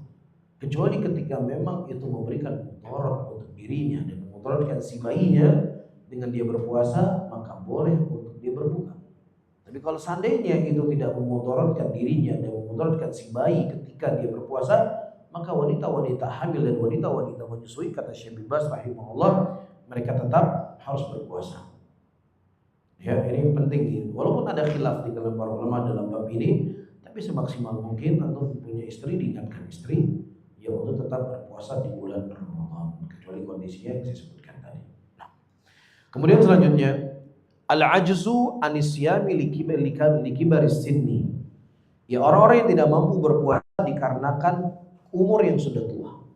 Fakabirus sin alladzi la yasitu siyam aw yashukku alaihi siyam masyaqqatan dhahiratan yuftir. Ya, orang-orang yang sudah tua renta, yang mereka tidak mampu berpuasa dan sulit untuk mereka berpuasa, ya maka kondisi seperti ini dia berbuka. Wa yajibu alaihi ayut'ama miskina min kulli yaumin min Ramadan, dan wajib bagi dia untuk memberikan makanan kepada orang miskin dari setiap hari puasa Ramadan yang dia tinggalkan. Baik, jadi nenek-nenek, kakek-kakek yang sudah tua. Demikian ditafsirkan oleh Abdullah bin Abbas ketika beliau membawa ayat wa alal ladzina yutiqunahu fidyatun ta'am miskin. La yutiqun dalam ayat ini adalah orang-orang nenek-nenek dan kakek-kakek yang sudah tua renta selama dia masih punya akal. Ya, selama dia masih punya akal maka dibayar fidyah untuknya. Kemudian selanjutnya, ya, sebab yang ketiga, seseorang boleh berbuka puasa adalah musafir. Apakah puasanya itu harus puasa ibadah? Ya, atau boleh puasa yang mubah Atau juga puasa yang bentuknya maksiat. Apa misalnya? Dia berangkat dari Aceh mau ke Jakarta bawa ganja. Safar maksiat atau tidak ini? Safar maksiat. Ya, safar maksiat. Apakah boleh bagi dia berpuasa? Orang jual ganja kan puasa juga kan? Apakah dia juga mendapatkan uzur untuk berbuka puasa dan dia menggantikan di hari yang lainnya? Di dalam kaidah agama kita, sebuah nas itu difahami kepada kemutlakannya sampai datang sesuatu yang mengkaitkannya. Nah, ketika tidak datang sesuatu yang mengkaitkannya, maka nas itu tetap kepada keitlakannya. Contoh, misalnya Allah mengatakan fatahri raqabah. Ya, hendaknya mereka memerdekakan budak. Orang-orang yang mereka melakukan pelanggaran atau apa saja yang dalam syariat, itu kan kafarahnya kan memerdekakan budak kan. Dalam sebagian nas mengatakan fatahri raqabah. Hendaknya mereka memerdekakan budak. Nah, kalau seandainya tidak ada nas yang lain, yang hanya datang adalah fatahrir raqabah, maka masuk dalamnya budak yang muslim atau budak yang kafir. Paham di sini? Tetapi ayat ini fatahrir raqabah, datang ayat yang lainnya yang diikat dengan fatahrir raqabah mu'minah. Kaitnya apa? Mukminah. Berarti budak yang dimerdekakan itu adalah budak yang mukmin, enggak semua budak. Paham di sini? Nah, Allah mengatakan dalam ayatnya, wa man kana atau faman. Fatwa. Faman kana. Atau wa man kana minkum maridun au ala safarin. Allah mengatakan atau orang yang melakukan perjalanan safar. Coba dicek nanti ya. Orang yang melakukan perjalanan safar. Nah, ayat ini sifatnya mutlak. Ya, kita akan memahami tetap kepada kemutlakannya sampai datang dalil yang menunjukkan ayat ini dikaitkan safarnya safar taat, safarnya safar yang dalamnya ada ibadah. Tapi safar yang tidak ada ibadah maka tidak boleh. Nah, nas ini kita tidak dapatkan. Ya, demikian penjelasannya para ulama. Nas ini tidak didapatkan. Ketika nas ini tidak didapatkan, maka ayat tersebut kembali kepada kemutlakannya. Boleh seseorang berbuka puasa ketika dalam keadaan safar. Nah, safar ini sifatnya mutlak. Apakah safar ibadah, apakah safar mubah, atau bahkan safar maksiat itu sendiri. Paham? Karena ayatnya mutlak. Tidak ada sesuatu yang mengkaitkan safarnya khusus dengan safar tertentu. Ya, jadi dalam ilmu usul fikih itu ada namanya mutlak, muqayyad, ada umum dan khusus. Paham? Jadi kaidahnya selama ayat itu difahami kepada keumumannya, selama tidak datang yang mengkhususkan. Tetapi ketika datang yang mengkhususkan, yang umum dibawa kepada yang khusus. Begitu dia. Ayat itu difahami kepada kemutlakannya, selama tidak ada yang mengkaitkannya, maka ayat itu tetap pada kemutlakannya. Selama ada yang mengkaitkannya, maka dibawa kepada yang mengkaitkannya. Fatahri raqabah mu'minah. Itu konsepnya. Ya, dalam kita memahami nas Al-Quran dan nas sunnah Nabi Sallallahu Alaihi Wasallam. Nah, safar di sini berarti safarnya adalah safar yang mubah. Yajuzu lil musafir safaran mubahan al-fitru bi ijma'il ulama rahimanallahu wa iyyahum. Ya, bagi musafir yang mubah boleh dia berbuka puasa dengan ijma' seluruh para ulama. Apakah itu berat ataukah tidak berat? Ya, dengan keumuman ayat pakai wa bukan fa ya. Wa man kana maridun aw ala safarin fa iddatun min ayamin ukhra. Baik, kita bahas pertama. 1. Kapan boleh bagi seseorang untuk berbuka puasa ketika dia niat melakukan perjalanan safar? Baik, kapan boleh dia berbuka puasa? Nah, misalnya dia mau safar nanti jam 12 malam, jam 12 siang. Dia mau safar jam 12 siang. Apakah dia wajib untuk menginap niatnya di malam hari? Masih wajib. Karena dia belum melakukan perjalanan safar. Sementara Allah mengatakan apa?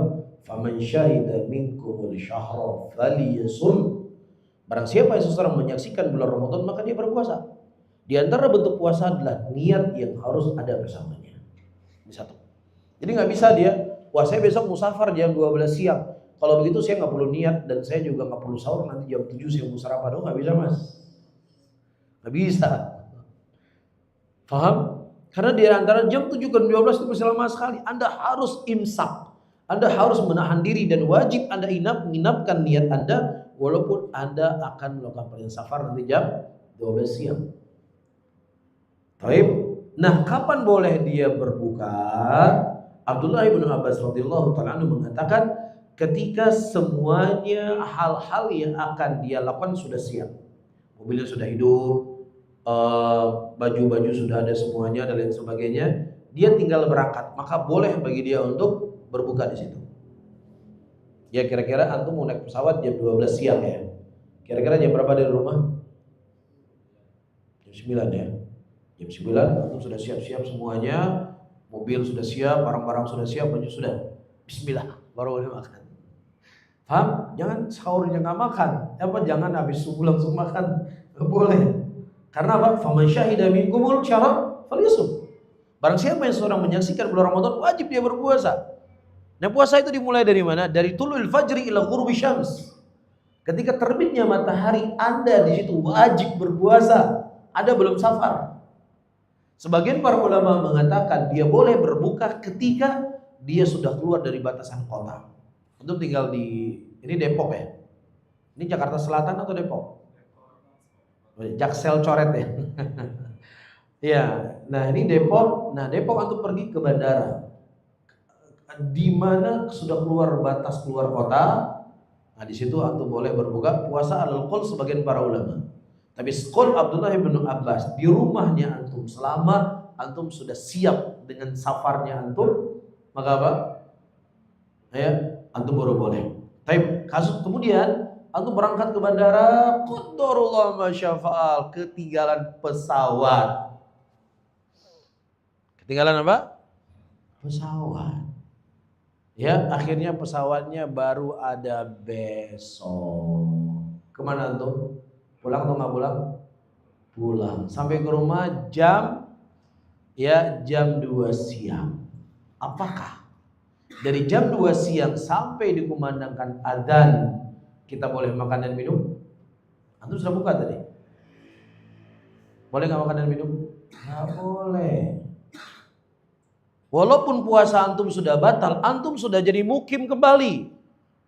Ketika antum sudah mukim kembali, faman syahida minkumul syahra falyasum. Al-qaul subhanahu wa ta'ala. Siapa yang menyaksikan datangnya bulan Ramadan maka wajib dia berpuasa. Walaupun puasa antum di hari itu sudah enggak sah, antum harus menggantikan di hari yang lainnya. Namun ketika posisinya antum sudah musafir, sudah mukim, antum harus menahan diri sampai boleh makan lagi nanti. Itu harus diketahui. Baik, sebagaimana ada seorang laki-laki gak sengaja mendatangi istrinya di siang hari bulan Ramadan, apalagi baru-baru nikah, ya hubungan badan. Habis itu, dek, yaudah masak makan siang gitu, nggak bisa mas. Ente buat dua dosa di situ. Yang pertama dosa mendatangi istri, yang kedua dosa makan siang. Pelanggaran yang Anda lakukan di siang hari bulan Ramadan bukan berarti Anda boleh makan dan minum. Nggak boleh. Haram hukumnya. Ya, tetap Anda harus menahan diri sampai waktu berbuka. Faham? Jadi nggak bisa udah datangi istri, makan lagi. Bahaya 2 kali buat salahnya. Ya, puasa itu tetap harus dilakukan karena nasnya apa? Faman syahida minkumul syahra falyasum. Barang siapa yang seorang menyaksikan datangnya bulan Ramadan, maka dia harus berpuasa. Ya, jadi kasus yang saya sebutkan tadi, dia kembali ke negerinya, dia kembali ke rumahnya, hari itu dia nggak boleh makan dan minum sampai dikumandangkan adzan maghrib, dan puasa tersebut tetap batal dan harus mengganti di hari yang lainnya. Itu pendapat sebagian para ulama dalam masalah ini. Kemudian yang ketiga, mana yang lebih baik buat dia, berpuasa ataukah tidak berpuasa ketika melakukan perjalanan safar? Datang beberapa hadis dari Nabi SAW. Disebutkan Nabi dan para sahabatnya melakukan perjalanan yang panjang, perang pada waktu itu di musim panas. Kemudian sebagian para sahabat berbuka puasa dan Nabi dan beberapa sahabat yang lainnya mereka tetap berpuasa. Disebutkan wala ya'ibaduna ba'dha. Sebagian kami tidak menyalahkan kepada sebagian yang lainnya ketika berpuasa pada waktu itu. Menunjukkan apa? Nabi berpuasa. Tentang hadis yang lainnya, waktu itu Rasulullah SAW melihat ada seorang laki-laki dikerumuni oleh banyak orang. Kemudian Nabi bertanya, kenapa dia? Dia berpuasa ya Rasulullah. Karena dia berpuasa, akhirnya dia pingsan. Kemudian Nabi berkata, laisa minal birri asyamu fis safar. Bukan daripada kebaikan seseorang berpuasa dalam keadaan safar. Nah, dua hadis tadi, Nabi SAW berpuasa. Dan di sini beliau mengatakan tidak ada kebaikan bagi orang yang berpuasa dalam keadaan safar. Dan di sini para ulama menjama di antara dua dalil tersebut. Ketika seseorang dia mampu untuk berpuasa dan tidak memudaratkan dirinya, maka lebih afdal dia berpuasa. Tapi kalau seandainya itu memudaratkan dirinya, maka dia boleh maka afdalnya bagi dia berbuka. Bisa dipahami ya? Namun secara hukum asal tidak ada masalah ente kuat atau ente nggak kuat, boleh ente berbuka puasa ketika safar. Tetapi kita berbicara sekarang mana yang lebih afdal, berpuasa ataukah tidak. Kalau dia mampu dan tidak memberi mudarat, maka lebih baik berpuasa. Tapi kalau itu memberikan mudarat baginya, maka lebih baik dia berbuka. Tapi kemudian selanjutnya para hadirin dan hadirat yang dimuliakan oleh Allah, ada orang-orang yang mereka dia sehat, dia bukan musafir, dia mukim, tetapi dia bekerja dengan pekerjaan yang berat sekali. Angkut semen misalnya, pindahin semen dari truk ke truk satunya. Siang hari bulan Ramadan, dia nggak punya pekerjaan kecuali itu yang harus dia kerjakan. Baik, nah kalau seandainya dia berpuasa, bisa-bisa itu buat dia pingsan dan bisa buat dia mudarat. Baik, maka boleh dia berbuka puasa kondisi ketika memang sudah dekat dengan mudarat tadi. Nggak bisa pagi-pagi makan nasi. Kemarin itu kalau makan nasi, ya saya mau kerja angkat semen ini. Nggak bisa. Jadi tetap dia berniat puasa, tetap dia menahan diri. Kapan yang dia rasakan ini akan memberikan mudarat tentunya, disitulah dia boleh makan dan boleh minum. Baik, kondisinya darurat. Faham di sini? Ini tidak ada dalil khusus yang saya ketahui dari Nabi, ya. Dari Nabi kita SAW. Namun para ulama mengambil istinbat dari sisi ya la dharar wa la dirar atau kaidah-kaidah yang semisal dengan ini. Tapi dinasihatkan kalau memang dia bisa tidak bekerja ya di bulan Ramadan dengan pekerjaan yang berat, maka itu yang dia lakukan. Tapi kalau dia tidak punya jalan, kalau saya nggak kerja, saya nggak bisa makan, anak-anak saya nggak bisa makan, ya maka mudah-mudahan Allah berikan kemudahan kepada dia. Allahu a'lam bishawab, karena waktu kita sampai jam 10 lewat 33 menit. 10:30 menit. Sekarang sudah lewat 3 menit. Baik, mungkin nanti antum tinggal baca-baca. Alhamdulillah banyak ustaz-ustaz kita hafizahumullah yang punya kajian di YouTube tentang ahkam puasa untuk bisa lanjut. Tapi karena waktu kita sudah habis di sini. Apabila telat bangun sahur, masih ada waktu untuk sahur, namun sudah ada terdengar adzan karena memang ada masjid yang adzannya lebih dahulu. Selang 1 menit dengan adzan itu, apa yang harus saya lakukan? Pertama, kita sudah bahas tadi sahur itu bukan sebuah kewajiban, bukan syarat sahnya puasa, tapi tersunnah yang kita berusaha untuk menghidupkannya. Sebagaimana hadis Rasulullah mengatakan, tasahharu fa inna fi sahuril barakah. Makan sahurlah kalian karena dengan bersahur kalian akan mendapatkan keberkahan, kata Nabi. Dan sebaik-baik sahur adalah di akhir. Ya, Nabi SAW diceritakan dari Zaid bin Thabit atau selain dari beliau, Nabi SAW beliau makan sahur dan kemudian beliau langsung pergi ke masjid. Kemudian ditanya berapa jarak antara makan sahurnya Nabi SAW dengan ke masjid, kurang lebih 30 bacaan ayat Quran. Jadi Nabi di ujung beliau makan sahur. Jadi kalau di Jakarta misalnya subuhnya jam 4 lewat 30 menit misalnya, 4:30 menit, ya sahurnya Rasulullah itu di jam 4:15 atau di jam 4 lewat 20 menit. Pas waktu bunyi serene ya. Serene ya? Betul. Bahasa Aceh atau bahasa Indonesia serene? Antum bilangnya apa? Sirene. Oh, beda huruf. Baik. Nah, waktu sahurnya Nabi demikian. Kenapa? Hikmahnya apa? Hikmahnya Nabi tidak ingin memberatkan umatnya. Kalau kita makan sahurnya jam 2, itu jam 9 udah kencot perut kita. Kan gitu. Tapi kalau kita makan sahurnya 4:30, paling laparnya jam 1, jam 2. Sedikit lagi sudah berbuka puasa. Subhanallah. Indah sekali syariat Islam yang dicontohkan oleh Nabi kita Shallallahu Alaihi Wasallam. Nih, satu. Yang kedua, kalau kita memang mengetahui ini masjid adzannya terlalu cepat, atau jangan-jangan dia yang benar, kan gitu masalahnya kan? Bukan yang benar itu siapa yang terlambat. Tetapi kalau memang ini betul masjid dipastikan adzannya terlalu cepat, kita pastikan adzannya terlalu cepat, ya sudah dalam waktu 1 menit Anda minum air putih, cukup ya 1 menit minum air putih. Tapi kalau 1 menit makan nasi sepiring nggak cukup. Ya Rasulullah Shallallahu Alaihi Wasallam mengatakan walaupun hanya air putih yang melewati tenggorokanmu maka kamu sudah dianggap makan sahur. Ya jadi walaupun hanya 1 menit makan sahur, walaupun segelas air putih. Baik.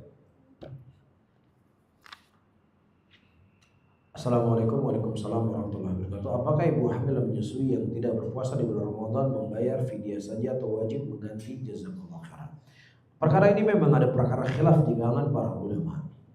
Namun Syekh bin Baz rahimahullah taala beliau berpendapat bahwasanya perempuan yang hamil itu lebih mendekati orang-orang yang sakit yang mungkin dianggap sembuh. Baik. Nah, orang-orang yang sakit dengan sembuh, apa kata Allah? "Wa man kana minkum maridan aw ala safarin fa'iddatun min ayamin ukhra." Maka hendaknya dia menggantikan di hari yang lainnya. Ya walaupun sebagian para ulama mengatakan cukup dia membayar fidyah, dan ada di antara ulama mengambil jalan tengah. Kalau memang seandainya puasanya itu sudah terlalu banyak dan dia tidak mampu untuk membayar puasanya, ya sudah dia bayar fidyah. Tapi kalau puasanya itu belum banyak, maka dia membayar puasanya. Tahun ini hamil, tahun depan melahirkan, ya melahirkan menyusui, tahun depannya lagi hamil lagi, terus menerus seperti itu. Ya, jadi selama 15 tahun hamil menyusui, hamil menyusui, hamil menyusui. Kalau sudah terlalu banyak, kata ulama bayar fidyah. Al-qaul sebagian para ulama. Namun ibu-ibu berusaha semaksimal mungkin untuk berpuasa, konsultasi sama dokter. Ya kalau memang dokter merekomendasi untuk berpuasa tidak memudaratkan si bayi, dia berpuasa. Allahu a'lam.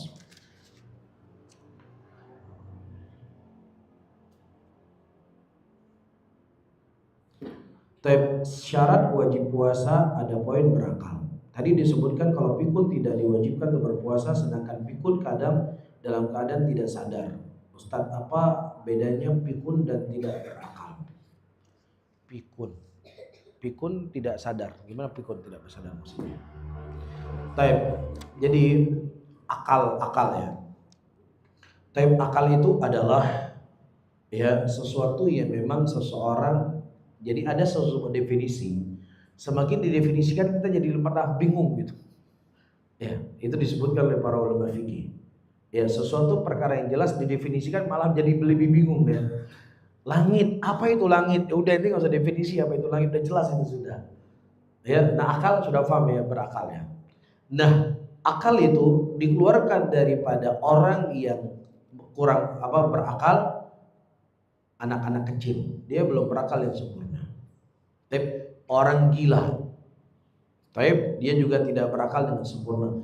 Demikian juga pikun. Pikun itu kata para ulama muqaddimatul junun. Pikun itu adalah muqaddimah awal daripada kegilaan. Karena goyahnya apa? Goyahnya hilangnya akal. Orang yang pikun ya, antum punya orang tua atau punya nenek atau punya kakek. Dia bisa bertemu sama antum, bertanya kepada antum pertanyaan yang sama-sama. Betul nggak? Udah makan? Kita mulai, udah makan? Atau tanya, kamu siapa? Dia nggak kenal lagi sama kita. Ini pikun ini namanya. Faham? Goyahnya apa? Hilang akal. Ya, intinya adalah hilang akal dari dia. Faham? Nah, ada orang yang pikun. Pikunnya itu masih di awal-awal. Mungkin hanya 10%. Tapi yang lainnya dia semua ingat. Semua dia ingat. Ya maka dalam kondisi seperti ini masih wajib untuk dia berpuasa kalau dia mampu. Tapi kalau pikunnya memang sudah sangat parah, ya maka tidak ada kewajiban apapun baginya, tidak ada kewajiban puasa, juga tidak ada kewajiban sholat. Ya, karena syarat daripada sahnya sholat, syarat daripada sahnya puasa adalah berakal. Jadi apa bedanya pikun dan tidak berakal itu sebenarnya sama. Intinya apa? Hilang akal darinya. Makanya para ulama kita terdahulu, para ulama hadis, mereka berwasiat kepada anaknya. Kalau seandainya saya sudah dalam ilmu hadis namanya mukhtalid, dia sudah mulai ikhtilat. Ikhtilat artinya dia sudah mulai pikun. Maka tahankan diri saya, jangan sampai saya menyampaikan hadis. Karena kan jadi masalah. Ketika seorang ahlul hadis yang dia riwayatnya diterima oleh para ulama karena kethiqahannya dan diketahui dia menyampaikan hadis dalam kondisi dia pikun, maka hadisnya itu mutawaqqafun fi. Hadisnya itu tidak diriwayatkan dan tidak ditolak. Sampai dipastikan dia meriwayatkannya kapan ini? Sebelum pikun atau setelah pikun? Kalau sebelum pikun, kalau riwayatnya sama dengan ulama-ulama thiqah yang lainnya diterima. Berarti kalau seandainya tidak sama dengan riwayat ulama yang lain, maka pikunnya ditolak. Dan sebelum pikun itu diterima. Kan jadi repot kan? Jadi mendingan mereka mewasiatkan ke anak-anak mereka, kalau saya sudah pikun maka saya jangan lagi kamu biarkan untuk menyampaikan hadis. Supaya hadisnya terus terjaga. Faham? Nanti disebutkan oleh hadis riwayatul mukhtalitin. Riwayat orang-orang yang mukhtalid. Nah, dia meriwayatkan hadis ini dari rawi setelahnya yang ikhtilat kapan? Sebelum ikhtilat atau setelah ikhtilat? Kalau setelah ikhtilat bisa ditolak riwayatnya. Faham ya? Makanya para ulama dulu, ya Allah yarhamuhum, kadang-kadang mereka pergi ke masjid, mereka memandangkan adzan di waktu duha. Karena sudah ikhtilat tadi. Memandangkan adzan di waktu duha. Banyak para ulama-ulama itu penyakitnya memang itu bukan sebuah kutukan ya. Tapi memang demikian kondisi dan keadaan fisiknya manusia, bukan kutukan. Walaupun ada ulama-ulama yang walaupun umurnya sudah 90-an tahun, tapi Masya Allah ingatannya itu masih kuat. Ya, mungkin diantaranya di zaman sekarang Syekh Al-Allamah Al-Muhaddits Syekh Abdul Muhsin Al-Abbad. Ya. Mungkin 2 tahun yang lalu atau 3 tahun yang lalu beliau masih mengajar di Masjid Nabawi. Ya, beliau kan ahlul hadis ya di zaman ini. Itu kan kitab yang beliau baca itu kan Sahih Bukhari, Sahih Muslim, Sunan Abu Daud, Sunan Tirmidzi, Sunan Nasa'i, sudah beliau baca di Masjid Nabawi. Dan semenjak beliau mengajar di Masjid Nabawi sampai beliau berhenti untuk mengajar di Masjid Nabawi, itu terakhirnya masih membahas Sahih Muslim. Subhanallah.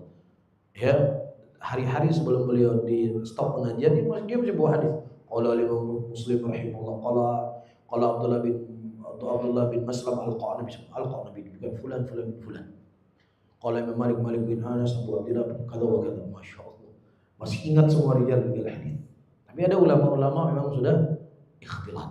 Ya, jadi antara pikun dengan hilang akal, al-pikun kata ulama adalah muqaddimatul junun. Awal seseorang itu gila. Gila maksudnya di sini adalah hilang akalnya. Allah a'lam. Assalamualaikum Waalaikumsalam warahmatullahi wabarakatuh. Apabila seorang wanita hamil tidak berpuasa ketika Ramadan, kemudian lanjut masa menyusui dan sampai tahun berikutnya nyambung lagi hamil kedua, ya persis kita sebutkan tadi. Pas hamil pun tidak bisa berpuasa karena kondisi yang lemah, jadi berturut-turut tidak berpuasa Ramadan full. Bagaimana cara menggantikan hutang puasa Ramadan? Apakah hanya cukup membayar fidyah saja atau bayar fidyah dan bayar kafarah puasa di hari lain? Saat ini kondisi wanita tersebut sehat walafiat dan sudah tidak hamil lagi, alhamdulillah.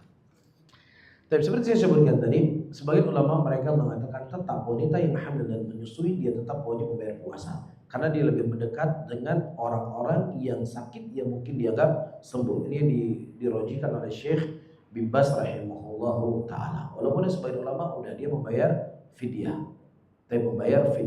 maka dalam kondisi seperti ini kalau memang dia mampu untuk membayar puasanya, dia bayar puasanya. Ya, wallahu a'lam. Bila safar di bulan Ramadan, sebaiknya tetap berpuasa atau tidak berpuasa? Mana yang lebih afdal? Sudah kita jawab ya. Apa hukumnya jika saat mulai puasa Ramadan mengikuti pemerintah, tapi saat Lebaran mengikuti apa ini? Karena pulang kampung ke Jogja. Oh, mengikuti mu. Yang mayoritas Muhammadiyah maksudnya ya. Baik. Kita sudah sampaikan tadi. Cuma yang jadi pertanyaan, kenapa puasanya ikut pemerintah, lebarannya ke Jadi Rasulullah mengatakan sumu bisawmin nas, berpuasa dengan puasanya manusia dan berlebaran dengan lebarannya manusia. Jadi apa saja yang berketerkaitan itu kembali kepada pemerintah, maka ya manhaj salaf mengajarkan kepada kita untuk menyempitkan daripada khilaf, kita kembali kepada pemerintah kita. Itu karena urusan pemerintah. Urusan pemerintah apa?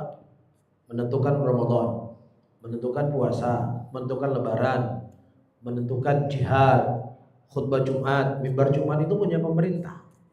Ya makanya di negara kita aja yang bebas coba khutbah Jumat. Khutbah Jumat dijadikan ajang untuk mencela pemerintah. Kan cuma di negara kita kan. Nah sementara di negara-negara lain ya di khutbah Jumat itulah program pemerintah berjalan. Karena teks khutbah Jumat itu harus dari pemerintah. Indonesia aja yang bebas. Untuk ke Malaysia, teksnya dari pemerintah. Nggak bisa khutbah Jumat sendiri. Teks harus baca teks. Arab Saudi juga teksnya harus dari pemerintah. Nggak bisa orang unyuk-unyuk datang ke khutbah Jumat, nggak bisa. Teksnya dari pemerintah. Tujuannya apa? Karena di sana berkumpulnya muslimin, masalah-masalah yang terjadi di tengah muslimin nanti diselesaikan di mana? Di sholat Jumat. Kalau kita justru ingin buat hal-hal yang kurang baik, tunggu momen khutbah Jumat biar sekalian gas gitu ya. Jadi mimbar Jumat itu punya pemerintah secara manhaj yang kita pelajari dari manhaj salafnya kita. Itu punya pemerintah. Ya, jadi nggak bisa seseorang bebas-bebasan untuk berbicara apapun. Ya, walaupun memang negara kita nggak ada teks dari pemerintah, setidaknya dalam khutbah Jumat itu dibuat suasana yang memang menambah ilmu, menambah ketaatan, menambah ketenangan dengan membuat kerusuhan di hari Jumat dengan materi-materi yang memanaskan masyarakat. Baik. Ini sudah kita jawab tadi. Tetap mengikuti pemerintah. Apakah niat puasa dilafadzkan atau cukup diniatkan dalam hati saja? Nah, niat itu berada di dalam hati. Tapi yang dilafadzkan itu adalah zikir. Zikir doa itu dilafadzkan. Ya dilafadzkan dalam arti kata mulut kita harus qomat kamit. Sebagaimana sahabat melihat ketika kami melihat Rasulullah sholat, ya itu jenggot beliau bergoyang-goyang. Berarti Nabi kalau sholat beliau membaca dengan bacaan yang lirih, bukan dalam hati. Cuman kadang-kadang manusia itu kan suka bolak-balik. Pas dalam bacaan dia dalam hati. Allahu Akbar. Dari awal sholat sampai akhir sholat nggak ada dia melafadzkan mulutnya. Diam aja. Tapi pas usolli duhran arba raka'atin mustaqbilal qiblah lillahi ta'ala. Allahu Akbar. Pas bacaannya diam sampai salam. Pas disuruh niat dia lafadzkan. Pas disuruh apa? Disuruh baca, dia diam. Tapi walaupun ayyuhal rahimani rahimakumullah, di dalam salat ya, sedikit faedah di sini. Di dalam salat kita mendapatkan dalam sebagian madhab mereka melafadzkan niat. Tetapi yang saya ketahui dalam madhab yang mereka melafadzkan niat itu tetap kembalinya adalah ke dalam hati. Tetapi mereka menganjurkan untuk melafadzkan niat ketika terjadi was-was dan keraguan. Maka dia melafadzkan di situ untuk memantapkan apa yang ada dalam hatinya.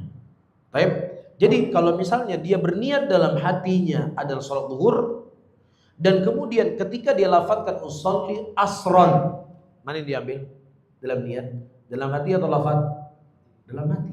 Karena asal daripada niat itu dalam hati, lafadz itu diucapkan untuk membantu.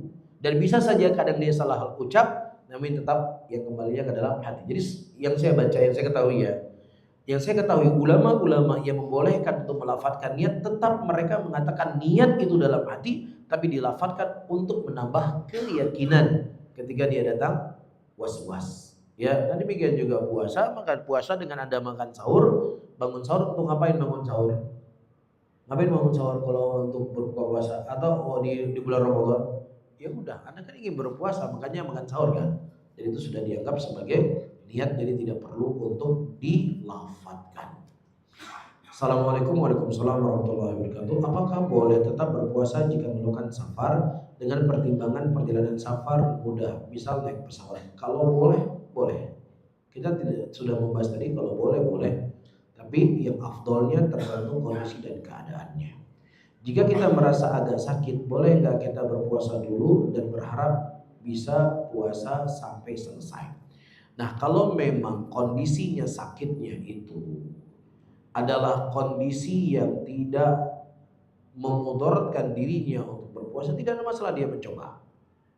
Ya, tidak ada masalah untuk dia mencoba. Tetapi bagi dia secara hukum asal, Anda tidak ada keharusan untuk berpuasa. Tapi karena sakitnya Anda itu tidak ada keharusan Anda berpuasa.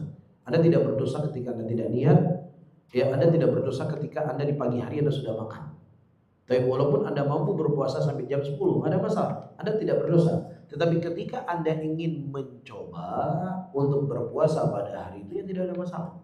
Selama tidak memudaratkan diri Anda. Nah, wallahu a'lam bishawab. Sudah habis? Cukup, Ustaz.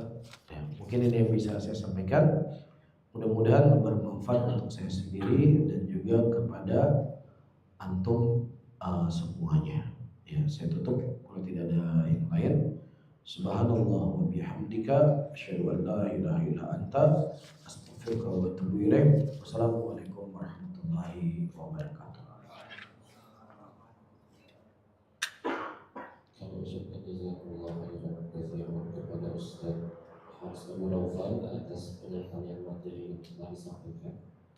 Kami juga mengucapkan jazakumullah khairan katsiran kepada seluruh jemaah ikhwan ataupun akhwat yang sudah hadir pada kajian pagi hari ini. Kami himbau untuk seluruh peserta kajian untuk menjaga kebersihan dengan tidak meninggalkan sampah ataupun barang-barang lain. Syukur. Assalamualaikum warahmatullahi wabarakatuh. Waalaikumsalam. Gimana Ustaz? Akhir. Ada langsung atau? Iya, Anda langsung mau jalan. Barakallahu fiik. Ya. Mau ke sama Bang Tiko. Pak dokter nih kemarin. Mana Pak Dokter? Oh, Masya Allah. Gimana dokter? Sehat? Masya Allah.